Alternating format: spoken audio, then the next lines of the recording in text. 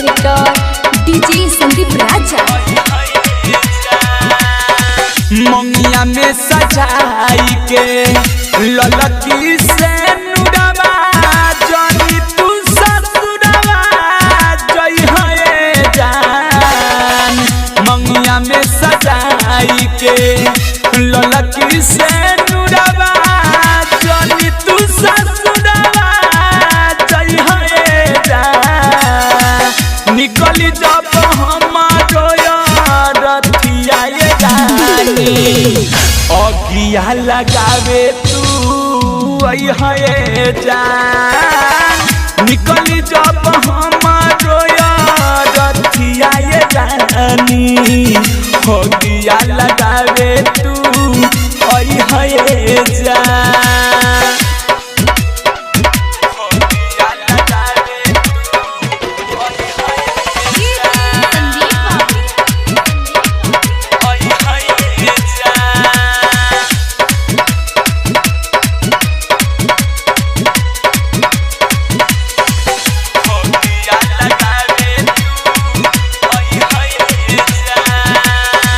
जात बाडू दिल हमारे शीशा नियन तोड़ के हम नहीं जननी की चल जाइब छोड़ के।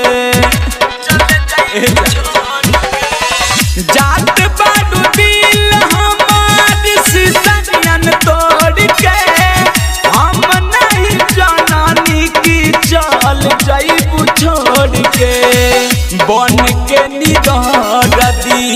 रजइबू तू मेहदी हमें नहीं भोज पारई है जान। निकली जब हमारो रथिया ये जानी अगिया लगावे तू आई है जान। निकली जब हमारो रथिया ये जानी अगिया लगावे तू आई है जान।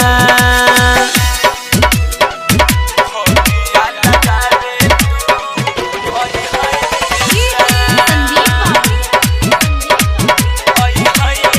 जान। तिल्लो की रिकॉर्डिंग स्टूडियो छाना दाना। अगिया लगावे तू आई है जान। प्यार के हमारा तू बुझ गईलू खेल हो दिलवा के फांसी दिहलू चाहत के जेल हो।